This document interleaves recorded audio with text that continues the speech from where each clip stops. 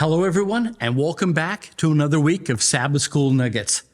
First, before we begin, I just want to take a moment to thank Cynthia for walking us through last week's lesson, Parables. It was a great study.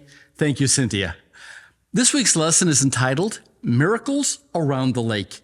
And as such, we're going to take a look at the miracles that once again demonstrate that Jesus is indeed God. Our memory text for this week is a very well-known verse to us Adventists, and it comes from Mark 5:19. However, Jesus did not permit him, but said to him, "Go home to your friends and tell them what great things the Lord has done for you and how he has had compassion on you." When I was a child growing up back home in Newfoundland, there was a television show that would air on Sunday evenings. It was called Land and Sea. And it was a show that featured, stories of people who survived by living off the land or the sea.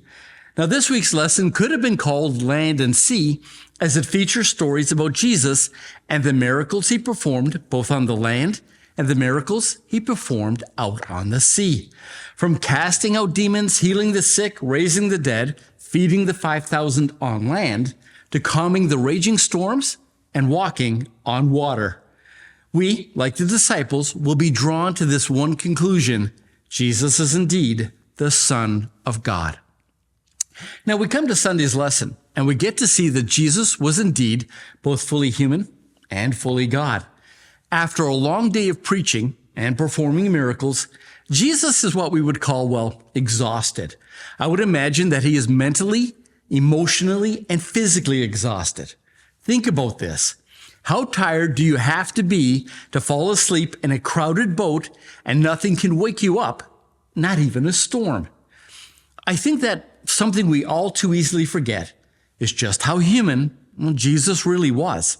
And by the way, just for the record, there's no sin in being tired or being so tired that you need to rest. It's actually a sin to not rest when your mind and body need to rest. So, there's Jesus. He's fast asleep in the back of the boat, and one of those famous Sea of Galilee storms blew in.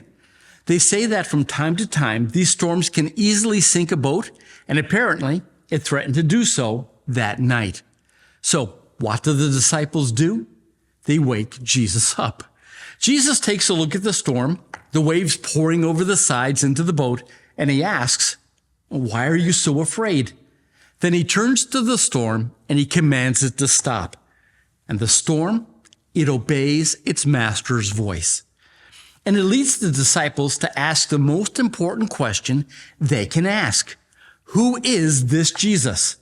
It's a great question, and we're going to explore it more later on this week. Welcome back to another week of Sabbath School Nuggets. Thanks for stopping by. I'll see you tomorrow.